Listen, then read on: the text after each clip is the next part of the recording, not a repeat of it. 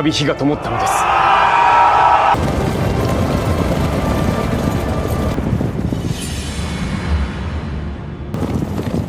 隊列を組み直せ。 Halo guys, selamat datang kembali di channel Broview Series. Masih bersama saya Stephen yang akan menjelaskan alur cerita filmnya. Kali ini saya akan menjelaskan alur cerita film yang berjudul Kingdom. Film yang berlatar tempat di Cina Tiongkok kuno mengisahkan tentang anak yatim piatu yang bermimpi ingin menjadi seorang jenderal terhebat untuk bangkit dari status hidupnya yang rendah, yaitu hanya sebagai seorang anak lelaki pelayan. Lalu, seperti apakah perjuangan dan kisahnya? Langsung saja, sebelum masuk ke ceritanya seperti biasa, siapkan apa? Ya tentunya Kopai dan Woodbray untuk menemani kalian dalam menonton alur cerita film ini. Dan sekarang kita masuk intro.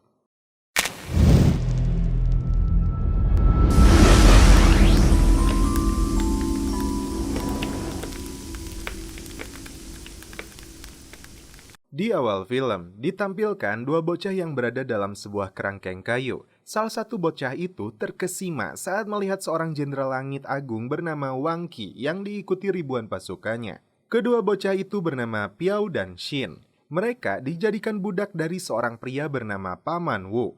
Setiap hari, mereka harus melakukan pekerjaan berat layaknya pria dewasa. Paman Wu tidak segan-segan untuk memukuli Xin jika dianggap salah. Menurut Piao, satu-satunya jalan agar mereka terbebas dari tempat ini adalah dengan berlatih pedang. Saat mengambil kayu bakar di hutan, Piao mengajak Xin untuk berlatih pedang 10.000 kali. Bukan hanya tangguh, menurutnya mereka bisa menjadi jenderal langit agung. Mulai saat itu, tiada hari yang mereka lewatkan untuk berlatih pedang. Sekian tahun berlalu, mereka berdua kini tumbuh dewasa dan menguasai berbagai jurus pedang tanpa seorang guru. Tiba-tiba, tanpa sengaja, Piao memukul Xin hingga tidak sadarkan diri. Dan rupanya, seorang pria bangsawan bernama Chang Wenjun memperhatikan teknik pedang yang ditunjukkan oleh mereka. Kembali ke rumah, terungkap dari Paman Wu bahwa Chang adalah seorang menteri dari kerajaan Qin. Chang bermaksud untuk membawa Piao ke istana dan bekerja dengannya. Karena hanya Piao yang diajak, dia meminta waktu 1 hari untuk memikirkannya. Piao meminta persetujuan Xin karena mereka tumbuh dan berlatih bersama sebagai saudara. Piao senang Xin memahaminya. Bahkan dia berjanji akan terus berlatih dan menyusulnya ke istana suatu saat nanti. Meskipun seorang diri dan hanya menggunakan pedang kayu, Xin tidak pantang menyerah dan terus berlatih hingga akhirnya dia berhasil memecahkan batu dengan pedang kayunya itu. Suatu malam, Xin dikejutkan dengan kedatangan Piao dalam kondisi terluka parah. Sebelum tewas, Piao mengatakan di istana kerajaan adiknya sang raja melakukan pemberontakan. Piao memberikan sebuah peta yang berada dekat desa Heibei. Permintaan terakhirnya, Xin harus segera berangkat ke lokasi itu. Satu-satunya saudara yang Xin punya kini telah pergi meninggalkannya. Dengan membawa pedang milik Piao, Xin berlari dengan kencang menuju lokasi sesuai peta. Tak lama kemudian, Jenderal Zhou Qi yang merupakan tangan kanan dari adik raja menemukan jenazah Piao yang dia sebut palsu. Dengan keji, dia langsung membantai penduduk desa ini.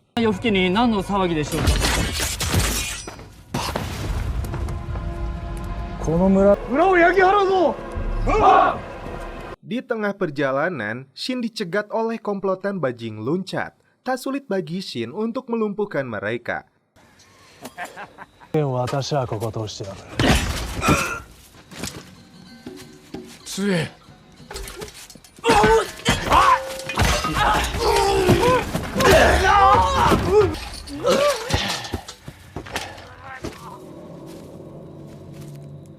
Terungkap, Piao ternyata memiliki wajah yang sama persis dengan Raja Yingzheng yang sedang diburu oleh adiknya sendiri yang bernama Cheng Jiao.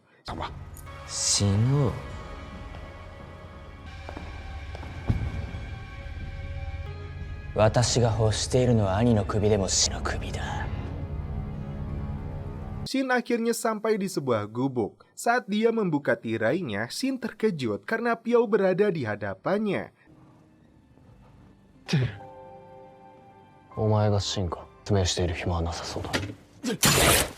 Tiba-tiba, seorang pembunuh bayaran bernama Zhu Qiong datang melakukan serangan.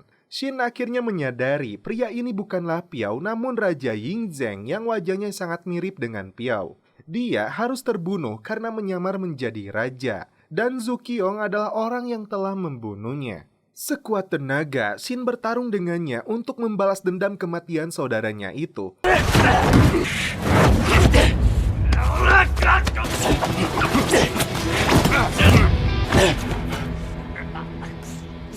Tidak mau menyerah begitu saja, Shin kembali bangkit dan mengeluarkan seluruh kemampuannya.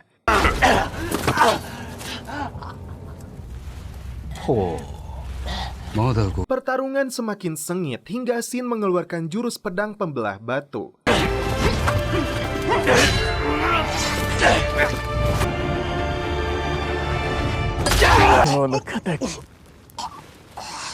Raja Qin melepaskan sabetan hingga si Zukiong pun tewas. Setelah itu, mereka menyaksikan desa Shin dibakar oleh pasukan kerajaan yang berpihak kepada adiknya. Ribuan tentara itu kini sedang melakukan pengejaran kepadanya. Raja Ying tidak punya pilihan selain ikut bersama Shin. Seorang wanita bernama Hel Yao Diao yang sebelumnya bergabung dengan bandit akan menunjukkan jalan pintas, namun raja harus membayarnya. Ketika menyusuri gua, Raja Ying menjelaskan hanya Menteri Chang yang berpihak kepadanya. Pejabat istana lainnya berkhianat dan berpihak kepada adiknya. Shin dibuat kesal kepada raja ini karena Piao harus terbunuh untuk menyembunyikan dirinya. Padahal dia dan Piao sudah bertekad untuk sama-sama menjadi Jenderal Langit Agung. Saat itu, Piao dengan sukarela menerima tugas penting ini dengan segala resikonya. Kini mereka melanjutkan perjalanan menuju barat untuk bertemu dengan Jenderal Chang.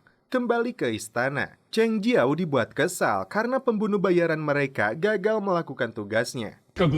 無駄に負わせております。謝罪もなしか。首が来ると聞き飽きたとしし、生の脱出とい替え玉の用意と一生分の決心。Tiba-tiba, Jenderal Wang Qi yang diperlihatkan di awal film datang ke istana. Jenderal Langit Agung ini menyerahkan kepala Chang Wenjun. Namun karena wajahnya sangat rusak, tidak bisa dipastikan 100% itu adalah Chang. Saking takutnya, tidak ada satupun pejabat yang berani meragukan ucapannya. Dia akan membantu menangkap Raja Ying, namun tanah milik Chang Wenjun harus diserahkan kepadanya. Cheng Jiao langsung menyetujui permintaannya.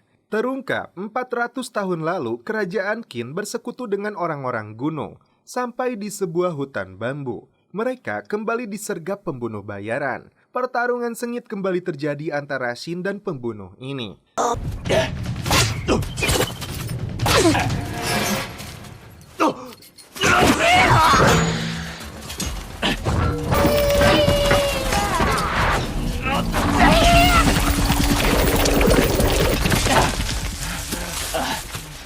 Gerakannya sangat cepat yang membuat Shin dibuat kewalahan. Tidak mau menyerah, Shin kembali mengeluarkan seluruh kemampuannya untuk menghabisi pembunuh ini. 命があっても足りないぞ。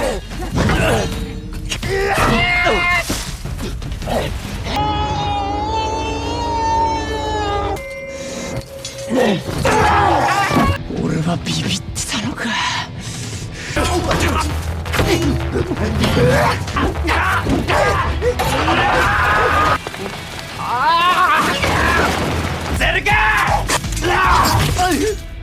Kecepatan pedangnya berhasil membunuhnya, namun sialnya Shin terkena senjata racun. Ketika sadarkan diri, Shin berada di sebuah rumah raja yang dulu dibangun oleh raja pendahulu di wilayah orang gunung. Raja Ying menggendongnya meskipun Shin adalah seorang budak, sedangkan Diao berhasil mengeluarkan racunnya. Terungkap, Raja Ying dan adiknya berbeda ibu. Karena ibunya seorang penari, Cheng tidak pernah menyukainya. Sejak usianya 13 tahun, dia diangkat menjadi raja setelah ayahnya meninggal. Saat itu, Kanselir Lu Buwei yang menjalankan pemerintahan, sedangkan Cheng didukung Kanselir Jisi. Tadi diduga, Menteri Chang yang dikabarkan telah tewas datang bersama pasukannya. 80.000 pasukan kerajaan siap menghadapi tentara dari Kanselir Lu Buwei. Chang menceritakan saat mereka keluar dari istana, Jenderal Wang Qi dan pasukannya melakukan pengejaran.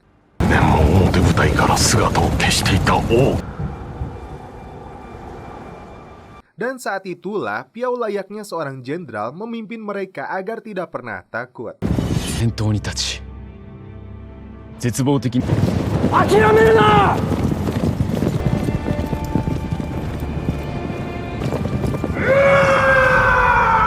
再び火が灯ったのです。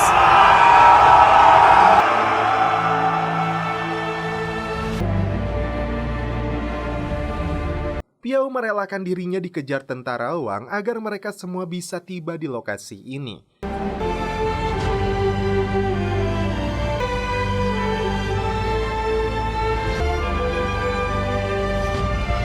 最後に見えたのは王騎軍の追撃。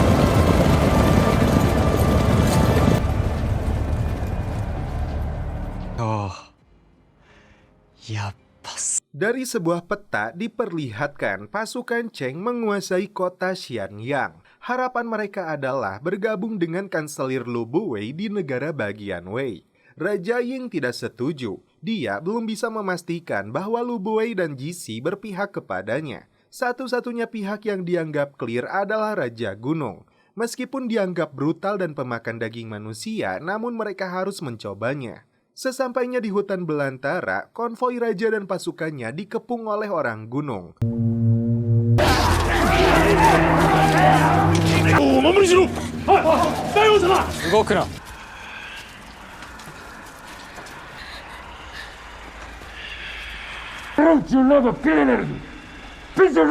Diao yang mengerti bahasa mereka menyampaikan tujuan Raja Qin untuk bertemu Raja Gunung. Dalam kondisi terikat, mereka semua dibawa menyusuri pegunungan dan tebing yang curam. Orang gunung ini menjadikan gua sebagai tempat tinggal mereka. Raja Gunung yang bernama Yang Duanhe mengungkapkan, setelah kematian Raja Qin pertama, orang gunung dibantai oleh orang-orang Qin hingga mereka harus kembali ke gua-gua.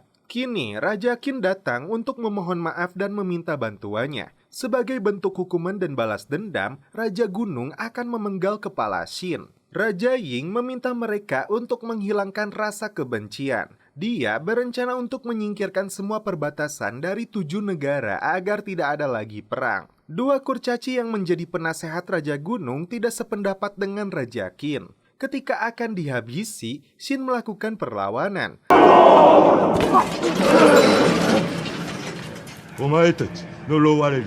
Namun seketika itu pula dia membuang senjatanya. Dengan gaya konyol dan cueknya, Xin meminta Raja Gunung menuruti permintaan Raja Ying. Bahkan dengan nada emosi, Xin berani memarahi dua kurcaci itu. Orang-orang gunung ini harus berani mewujudkan impian nenek moyang mereka. Tiba-tiba Raja Gunung itu membuka penutup wajahnya dan ternyata dia adalah seorang wanita cantik. Yang Duanhe memutuskan untuk bergabung dengan Raja Qin dan merebut kembali tahtanya. 3.000 orang gunung siap melawan 80.000 prajurit kerajaan. Raja Qin yang mengetahui jalan rahasia mempunyai sebuah rencana. Singkat cerita, mereka semua bergerak menuju istana. Raja Qin dan sisa pasukannya menyamar menjadi orang gunung. Mereka berpura-pura ingin membentuk aliansi dengan kerajaan. Yang Duanhe diizinkan masuk ke dalam istana, namun hanya dengan 50 anak buahnya.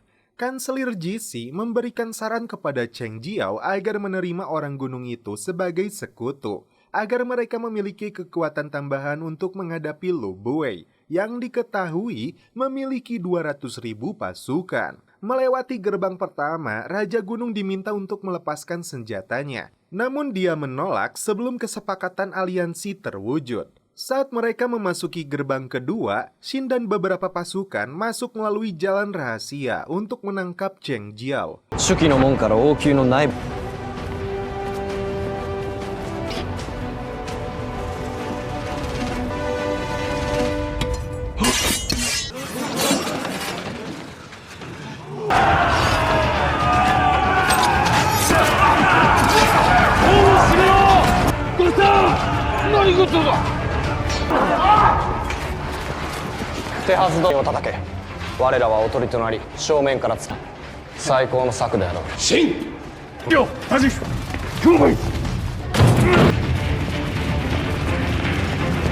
Raja Qin dihadang oleh pasukan istana yang langsung melepaskan ratusan anak panah.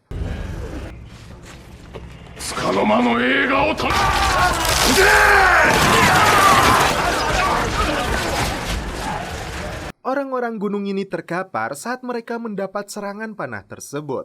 Begitupun dengan Xin yang mendapat sambutan dari Jenderal Zuoqi dan pasukannya. Kemampuannya bukan kaleng-kaleng. Sekali tebas, lawannya langsung terkapar.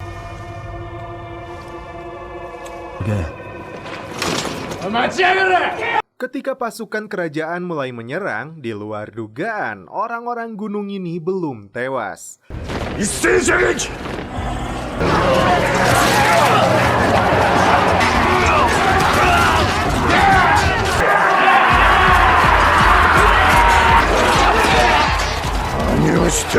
Mereka sengaja pura-pura mati untuk melakukan serangan kejutan. Mereka berlari dan melompat dengan cepat bagaikan monyet leweng.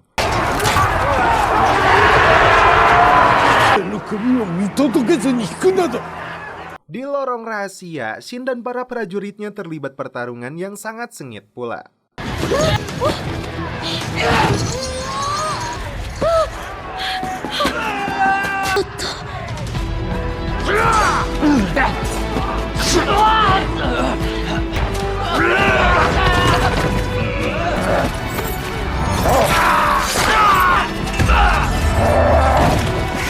Raja Qin dan para pasukannya kini berhadapan dengan pengawal lapis terakhir.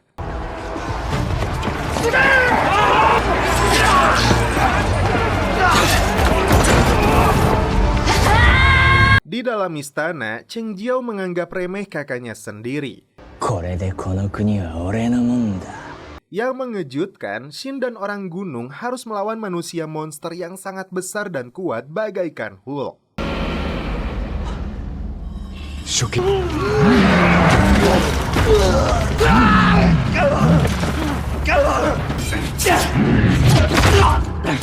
Shin dibuat kewalahan dan berkali-kali dibantingnya. Di luar istana, Raja Qin dan Menteri Chang mengalami hal serupa. Tidak kehilangan semangat, serangan bertubi-tubi dari orang gunung membuat Shin kembali bangkit.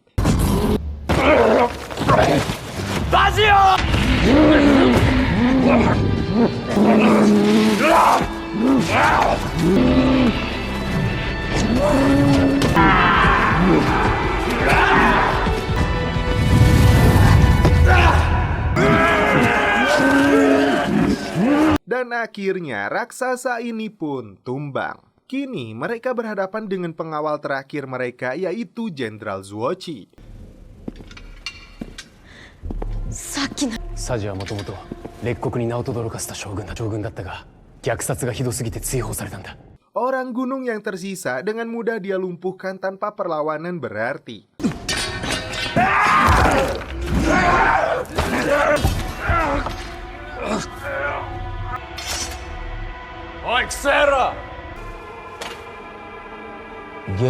Sementara itu, Yang Duanhe dan Raja Qin tidak kenal lelah menghadapi kepungan pasukan. Ying mengajak mereka untuk bangkit kembali karena kemenangan berada di depan mata.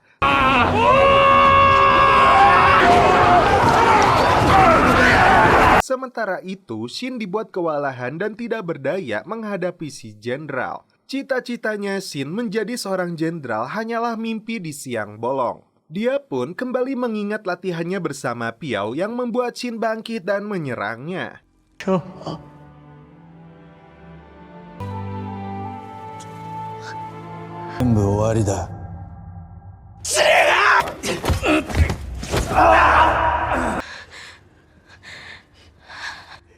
Dia sangat yakin dengan mimpinya dan karena mimpi itulah dia menjadi kuat.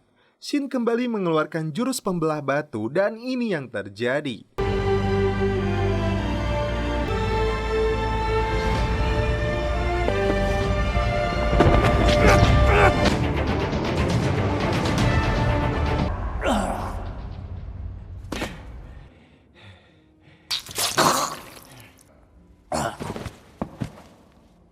Mereka yang di luar terkejut.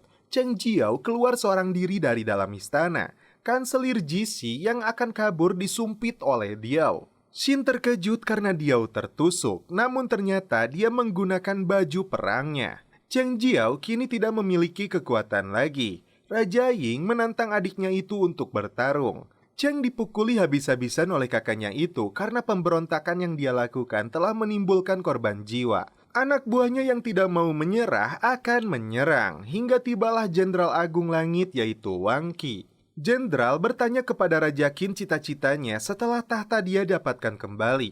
Ying ingin menjadi raja pertama yang menyatukan seluruh daratan Cina demi mencegah kembali perang yang telah terjadi secara turun-temurun selama 500 tahun. Wang Qi puas dengan jawaban raja, namun tidak bagi komplotan pemberontak. Dan inilah satu tebasan tombak dari seorang jenderal agung.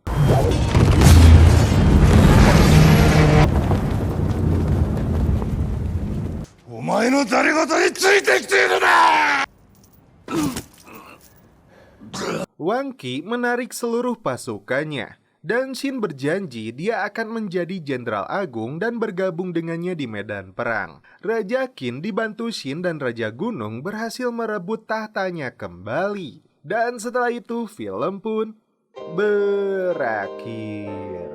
Oke guys, bagaimana menurut kalian alur cerita film dari Kingdom ini? Menurut saya, perkelahian berlarut-larut dan dari segi ceritanya juga konyol dan juga lambat.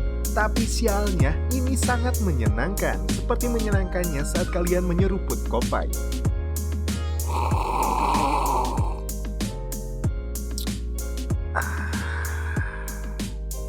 Mantap. Oke guys, cukup sekian alur cerita film ini. Salam penutup seperti biasa dari kami. Mohon maaf bila ada kata-kata yang kurang berkenan di hati kalian. Mohon dimaafkan ya. Salam perfilman duniawi. Keep enjoy.